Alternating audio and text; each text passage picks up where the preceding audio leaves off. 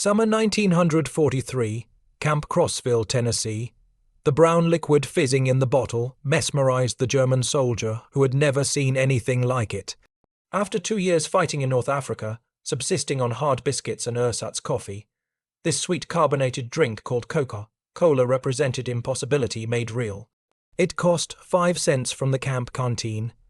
The same price guards informed him that American children paid with their allowances.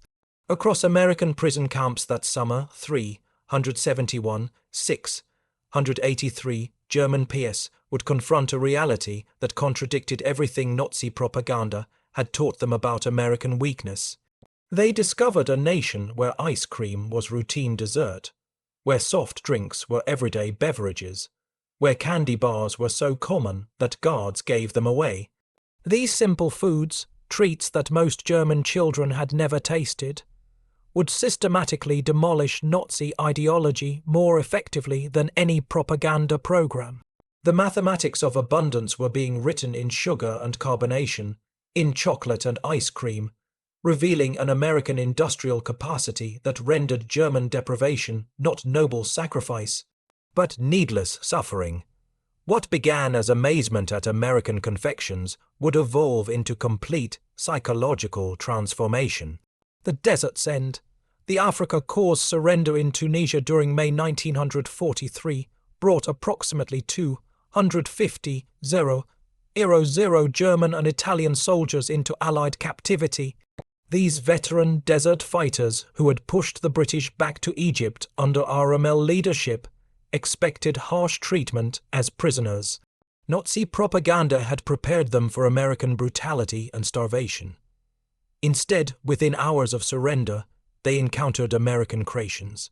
These field rations, which American soldiers routinely complained about, contained treasures: crackers, processed cheese, candy, fruit bars, instant coffee, sugar tablets, and cigarettes. German soldiers who had survived on minimal rations for months treated these emergency meals as feasts. According to military records, at the processing camps in North Africa, the U.S. Army served pancakes with syrup, fresh eggs, and milk, foods that had vanished from German military rations years earlier. The systematic feeding of enemies with superior food began immediately, though its psychological impact would only be understood later. A German officer later testified to the International Red Cross, "We expected to be starved as prisoners. Instead, the Americans fed us better than our own army had." This confusion about American resources began our education. The Liberty ships carrying PW across the Atlantic in summer 1943 provided intensive education in American abundance. These vessels mass-produced at unprecedented rates, one completed every 42 hours at peak production, transported up to 30 Zero prisoners monthly to the United States. Naval records show that prisoner rations aboard these ships matched or exceeded standard crew provisions, approximately 500 calories daily, including fresh bread, meat, vegetables, and coffee with sugar and milk. The ship's refrigeration systems, standard equipment on American vessels, maintained fresh food throughout the Tui crossing. Most remarkably, documented accounts confirm that ice cream was served on multiple occasions during Atlantic crossings. The General M.B. Stewart's log from July 1943 records serving ice cream to prisoners on July 4th using the ship's ice cream maker that produced 10 gallons per batch, for men who hadn't seen ice cream since. Before the war, this frozen dessert in the middle of the ocean defied understanding. When ships docked at ports like Norfolk and Newport News, German PSW encountered an America that Nazi propaganda had declared impossible. The Norfolk Naval Base, covering 300 acres with extensive waterfront facilities, handled more cargo daily than major German ports managed weekly. At the port exchanges, shops for dock workers, prisoners glimpsed shelves stocked with candy bars from major manufacturers like Hershey, Mars, and Nestle. Military procurement records from 1943 show these exchanges stocked dozens of candy varieties, selling them at standard prices, 5 cents for most candy bars, the same price charged across America. The journey inland by train provided further education. Unlike cattle cars used for transport in Europe, German PSW traveled in passenger coaches. The dining cars served full meals. Documented menus from July 1943 show fried chicken, vegetables, pie, and coffee. PS discovered this wasn't special treatment, but standard American rail service. The prison camp system constructed across America housed PWS in conditions that exceeded Geneva Convention requirements. Camp Crossville, Tennessee, typical of the larger facilities, included electric lights, hot water, flush toilets, and heated barracks. But the camp exchanges, the PX stores, delivered the deepest impact. According to Army Quartermaster records, camp exchanges stocked multiple soft drink brands: Coca-Cola, Pepsi, Dr. Pepper, RC Cola, various candy bars and confections, ice cream, where refrigeration permitted, cigarettes and tobacco, fresh fruit and snacks, beer, 2% alcohol content.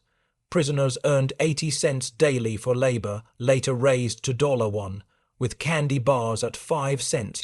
And Coca-Cola at the same price. A day's wage could purchase 16 items abundant beyond German imagination, where such products, if available at all, required special connections. Coca-Cola became the symbol of American industrial democracy. The Coca-Cola Company's wartime production reached remarkable levels.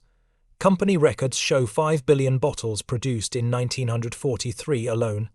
The military contract guaranteed 5 sent Coca-Cola to American servicemen worldwide, a commitment requiring unprecedented logistics. German prisoners discovered that this soft drink, unknown to most before capture, was ubiquitous in America. Every camp received regular deliveries. Work details observed vending machines and coolers everywhere, gas stations, factories, schools. Americans of all ages and classes drank it casually, discarding half-empty bottles without thought. The standardization astounded technically minded prisoners. Coca-Cola tasted identical whether consumed in Maine or Texas, a feat of quality control exceeding anything German industry achieved. The syrup concentrate, manufactured in Atlanta and distributed nationwide to bottling plants, represented industrial coordination that challenged Nazi assumptions about American chaos. Historical records from the Coca-Cola Company archives confirmed that many prison camps received weekly deliveries of 200 to 300 cases each, containing 24 bottles. Camp Hearn, Texas alone consumed approximately 7,000 bottles weekly during summer 1943. Ice cream in American prison camps seemed impossible to Germans who hadn't seen it since before the war. Yet, Army records confirmed that ice cream was regularly served in camps with adequate refrigeration during summer months. The military considered ice cream essential. Morale so important that specialized ice cream ships were built for the Pacific Fleet. At Camp Shelby, Mississippi, the July 4, 1943 celebration included ice cream made on site. Prisoners watched as hand-cranked freezers produced gallons using ice, salt, cream, sugar, and flavorings. The casual use of scarce resources, ice in July, cream, sugar for entertainment food, demonstrated priority Germans couldn't fathom. By 1944, many camps had electric ice cream makers. The variety available, chocolate, vanilla, strawberry, butter pecan, exceeded what German ice cream parlors offered before the war. Prisoners could purchase ice cream bars for 10 cents, ice cream sandwiches for the same price, or cups of various flavors. Army procurement records show that larger camps ordered 50 to 100 gall of ice cream weekly during summer months. The frequency varied by location and season, but prisoners regularly enjoyed this frozen luxury that had vanished from German life. Sugar consumption in American prison camps delivered particularly powerful impact. In Germany, sugar was strictly rationed. Civilians received 280 grams monthly when available.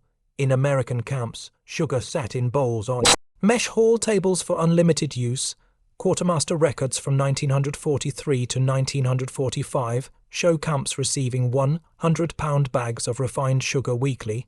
Camp bakeries used sugar liberally. Cakes, cookies, and pies appeared regularly on menus. The mess halls sweetened coffee, tea, cereals, and desserts without restriction. One documented incident from Camp Aliceville, Alabama, illustrates the contrast. In August 1943, Humid weather hardened several hundred pounds of sugar, making it difficult to use. Rather than steam and recover it, as Germans would have, kitchen staff discarded it and ordered replacement supplies. German prisoners working in the kitchen were reportedly distressed by this waste.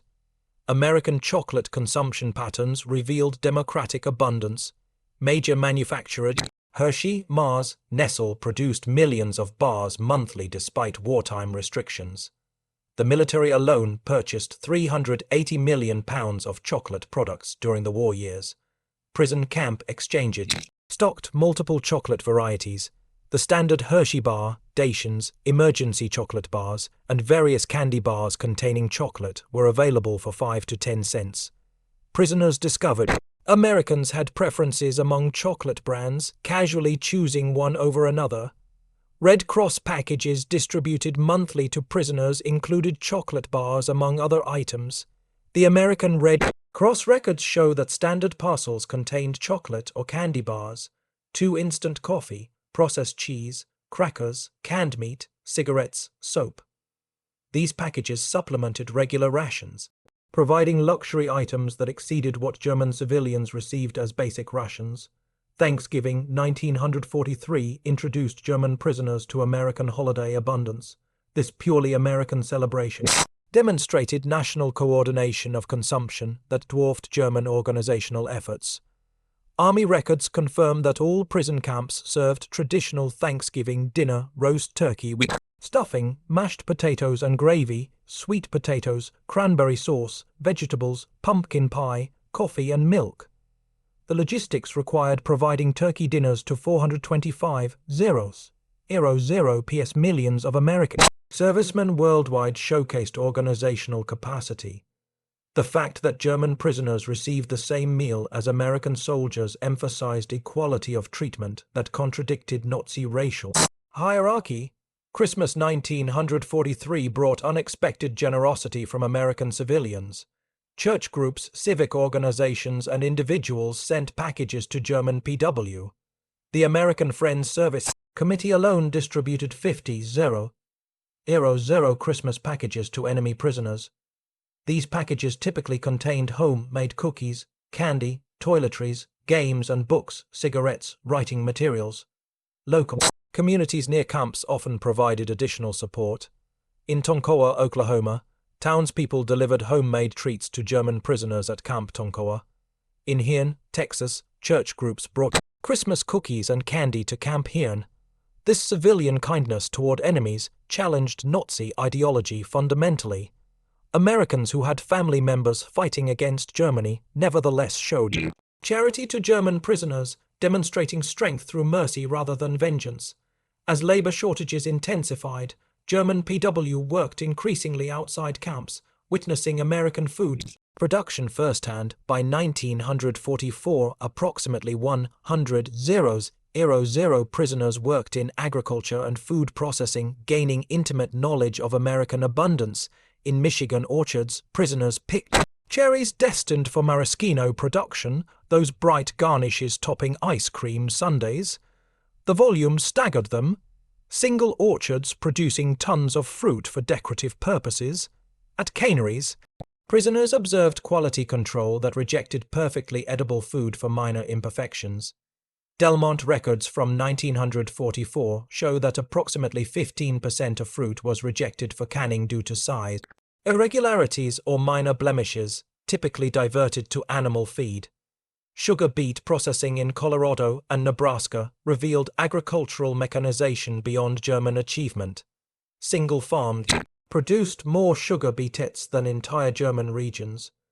Prisoners learned that American sugar production from both cane and beets reached approximately 7 million tons annually, explaining the casual abundance they witnessed. German prisoners working near schools witnessed early versions of organized school lunch programs. Children received hot lunches including milk, protein, and vegetables. National School Lunch Act would formalize this in 1946, but precedent programs operated during the war. The milk program particularly impressed German observers. Many schools provided fresh milk. Children daily. The logistics of daily delivery to thousands of schools demonstrated organizational capacity that Germany couldn't achieve for military supplies. Some school cafeterias offered ice cream for additional purchase. The concept of children buying frozen desserts at school while German children faced food shortages created profound impact among prisoner observers. When minimum security prisoners ate at American diners under guard, they encountered democratic abundance. These small restaurants offered menus that would have graced elite German establishments available to anyone with modest funds. Documented prices from 1944 show hamburger 25, Coca-Cola 5, pie slice 15 cents, ice cream sundae 25, full dinner specials 65 to 75. The equality of service, anyone could order anything, contradicted German social stratification. A factory worker and bank president ate identical meals at adjacent counter stools served by the same waitress for the same price. As prisoners gained access to American publications, they discovered production statistics that dwarfed German efforts. 1944 American production documented figures: sugar approximately 7 million tons, chocolate and cocoa products 380 million pounds, military alone. Coca-Cola 5 billion bottles 1943 figure, ice cream over 500 million gallons, milk 119 billion, German production same period. Sugar heavily rationed primarily from beets, chocolate military priority only, soft drinks minimal production, ice cream virtually non-existent, milk severely rationed. These numbers published openly in American media demonstrated that America's wartime production exceeded Germany's peacetime peaks. By late 1944, German POWs were sending food packages to Germany rather than receiving them. Using camp wages, prisoners purchased American products to mail home: chocolate bars, instant coffee, canned goods. International Red Cross records confirm this reversal. German prisoners in America sent approximately 11 million parcels to Germany during their captivity, most containing food items. The impact on German families receiving American abundance from imprisoned relatives while they faced starvation in freedom profoundly undermined Nazi ideology. American rationing implemented during the war revealed the gulf between societies. Americans complained about sugar rationing of 2 monthly per person, more than triple the German allowance when available. American meat rationing at 28 ounces weekly per person exceeded what Germans received monthly. Even rationed, Americans maintained consumption levels Germans considered impossible luxury. The Office of Price Administration records show Americans purchased 74 of sugar per capita in 1944, despite rationing, 10 times German consumption. Beyond Coca-Cola, prisoners discovered America's soft drink industry. Pepsi Cola, Dr. Pepper, RC Cola, Orange Crush, and regional brands competed nationwide. The variety itself, multiple companies producing similar products, demonstrated market abundance impossible under German-controlled economy. Bottling plants operated in every major city. The technology, carbonation, bottling, capping, labeling was standardized and efficient. Single plants produced millions of bottles annually. The distribution network reached every small town, gas station, and grocery store. American soft drink production reached billions of bottles annually by war's end. Dozens of bottles per American citizen yearly. This single industry's output exceeded entire sectors of German consumer production. Spring 1945 brought the final blow. As American forces advanced through Germany, German PS in America watched newsreels of GI distributing chocolate and gum to German children. These children's joy at receiving American candy their own government couldn't provide completed the ideological demolition. The contrast was stark. American soldiers advancing through enemy territory carried enough candy to give away, while the German state that promised triumph delivered starvation. Films of concentration camp liberations showed American troops sharing rations with skeletal survivors, demonstrating humanity toward victims of the regime German soldiers had served. Between 1945 and 1946, German PSW returned to a destroyed homeland. Many prisoners had gained significant weight in American captivity, While their families lost weight to starvation in German freedom, they brought knowledge of abundance to a land of absolute scarcity. Medical examinations showed German PS generally returned healthier than when captured. They returned to families weakened by deprivation. This physical evidence of American plenty versus German deprivation was undeniable. Many prisoners brought final Red Cross packages home: chocolate, coffee, and canned goods that became family treasures. Children who had forgotten chocolate's taste received Hershey bars from fathers who had eaten ice cream regularly in prison camps. Former PW became unexpected advocates for the Marshall Plan. They had witnessed American abundance that wasn't zero-sum, prosperity through production rather than conquest. Their testimony that Americans could afford to rebuild enemies influenced German acceptance of American aid. These men understood that American power came from productive capacity, not extraction. They had seen a society wealthy enough to waste food while fighting a global war. This mental model, creation rather than conquest, shaped West Germany's economic approach. The German economic miracle of the 1950s was partially built on knowledge gained in American prison camps. Former PW who had witnessed American production methods, distribution systems, and consumer abundance applied these lessons to German reconstruction. They had learned that mass production could make luxuries affordable. Standardization enabled quality and efficiency. Consumer abundance created political stability. Industrial democracy could outproduce authoritarian control. These lessons learned through Coca-Cola and ice cream shaped a generation of German business and political leaders. The transformation of German PWS through American food abundance is documented in military quartermaster records, International Red Cross reports, corporate production records, particularly Coca-Cola archives, PW correspondence, censored but preserved, post-war interviews and memoirs, academic studies, particularly Arnold Kramer's extensive research. Arnold Kramer, the leading historian of German PSW in America, concluded that food abundance was central to ideological transformation.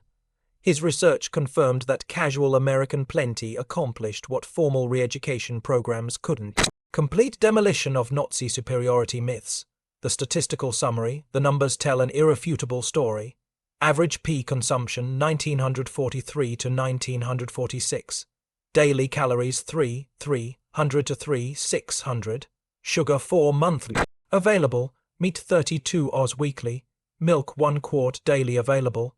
Ice cream served regularly during summer. Soft drinks unlimited at 5 cents each. German civilian rations same period. Daily calories 200 to 500. Sugar 280 g monthly when available. Meat 50 weekly, often unavailable. Milk severely rationed. Ice cream non-existent. Soft drinks none available. These disparities weren't propaganda, but documented reality. Enemy prisoners ate better than German civilians, proving American abundance extended even to defeated foes. The P experience with American food culture influence post-war Germany profoundly. Coca-Cola returned to West Germany in 1949, becoming a symbol of American alliance. Ice cream parlors modeling American soda fountains appeared in German cities. Candy bars and chewing gum became symbols of recovery. Former prisoners of war often became importers of American food products, understanding their appeal from personal experience. They knew these products represented more than taste. They symbolized abundance, democracy, and modernity. The introduction of supermarkets to Germany in the 1950s was championed by former PW who had witnessed American grocery stores. They understood that democratic abundance required new distribution methods, not just production increases. In various post-war interviews and memoirs, German PSW consistently identified food abundance as transformative. A former Africa Corps officer stated in a 1975 interview, "We expected to defeat a weak, divided America. Instead, we found a nation that could give ice cream to enemies. That's when we knew we had lost more than a war. We had lost our entire worldview." Another veteran interviewed for a documentary in 1985 recalled, "My first Coca-Cola was like drinking the future. It was sweet, fizzing, completely unnecessary and available to anyone for a nickel. That drink contained everything Nazi Germany wasn't: abundant, democratic, joyful. These testimonies collected across decades confirm that American food abundance achieved what military defeat alone couldn't: complete ideological transformation. The men who arrived as Nazi warriors left as witnesses to democratic prosperity. Historians recognize the German P experience in America as remarkably successful re-education through abundance rather than propaganda. The program succeeded because it relied on observation rather than instruction. PS saw American society functioning at peak productivity while treating enemies with dignity. The food aspect was crucial because it was universal. Everyone understands hunger and satisfaction. Undeniable, weight gain and health improvement were visible. Continuous 3 meals daily plus canteen purchases. Comparative prisoners knew German deprivation intimately. Every meal became a lesson in American industrial capacity. Every Coca-Cola demonstrated standardization and distribution. Every ice cream sundae showed that abundance could be democratic. Children of prisoners of war grew up hearing about American abundance in prison camps. These stories, initially seeming fantastic, were validated as West Germany recovered and American products became available. The mythology of American plenty, born in prison camps, shaped generations of German-American relations. Many P children later studied or worked in America. Drawn by their fathers' stories of impossible abundance, they found the reality matched the tales. Supermarkets stocked with variety, soda fountains serving sundaes, candy aisles offering dozens of choices. This multi-generational impact extended beyond individuals. West German business culture absorbed lessons about consumer abundance, quality standardization, and democratic markets. The economic miracle wasn't just about production, but about creating abundance for ordinary citizens. Today, McDonald's operates over 1,400 restaurants in Germany. Coca-Cola is ubiquitous. Ice cream is ordinary.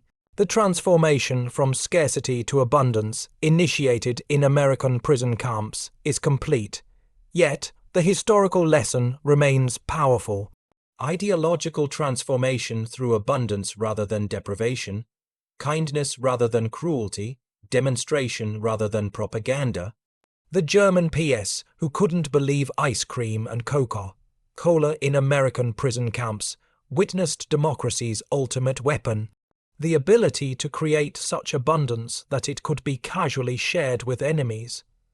The story of German PS and American food abundance represents history's most unusual victory. A war won through generosity, an ideology defeated by ice cream, a worldview shattered by soft drinks. These men experienced transformation not through punishment but through plenty. They arrived believing in German superiority and American weakness. They left understanding that American strength came from productive capacity, so vast it could waste resources without concern. The society that could give Coca-Cola to prisoners for 5 cents possessed power beyond military might. The ice cream sundae with its layers of excess ice cream, syrup, whipped cream, nuts, cherry, became a metaphor for American abundance. Each component alone exceeded German dreams. Combined, they represented impossible luxury made routine. That enemies could order seconds, while German children faced hunger, revealed the totality of Nazi failure. Former PS often recalled specific moments of revelation. The first Coca-Cola's fizz, the first spoonful of ice cream, the first bite of a Hershey bar. These sensory memories carried more power than any argument. They had tasted democracy, and it was sweet. The transformation was complete and irrevocable.